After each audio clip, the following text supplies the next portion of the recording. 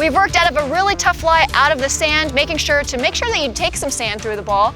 And now we found ourselves in another difficult lie, the rough. Yes, and the thing with the rough, Blair, is that there's two ways to play it. And, you know, on face value, you might look at that and think, well, it's not that bad of a lie. It's actually very difficult. You know, if the rough was really long, you might think it's horrible. This is just as tricky because I've got a lot of that spongy Bermuda grass behind the ball.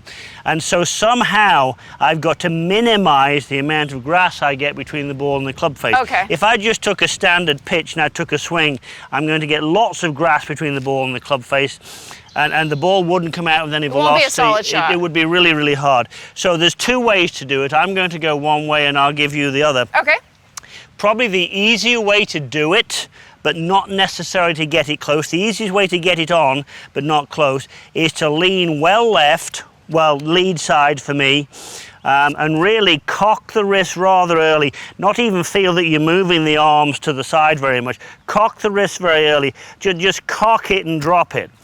Just cock it and drop it. So you're trying to minimize the amount of grass you get between the ball and the club face. Now the downside of that is it tends to come out fairly low. It can shoot out. It can shoot out, but if you cock it and drop it, well, I've still got a bit of grass between the ball and the club face there, so I can do better. And that is what makes this shot so difficult. But if you cock it and drop it, that one was much, much better. Good shot there. If you cock it and drop it, you can get the club on the ball. And there's no doubt it's a tricky shot. However, difficult to get it close that way. Easy to get it on, difficult to get it close. If you've got to get it close, then you have to essentially play a bunker shot.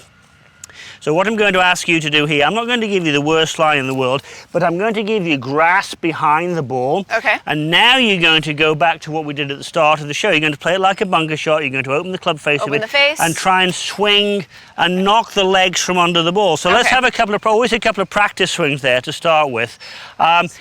You have the opportunity to hit this one closer. You also have the opportunity to just flub it. Now for me, it's a risky shot, right? It is a risky shot. It's a high risk shot. This is And definitely for me, I would risk. always take the first option if you possibly can. But this is like a bunker shot. You're going to try and fly it most of the way if you can. Okay. You're actually hitting the grass behind the ball on purpose.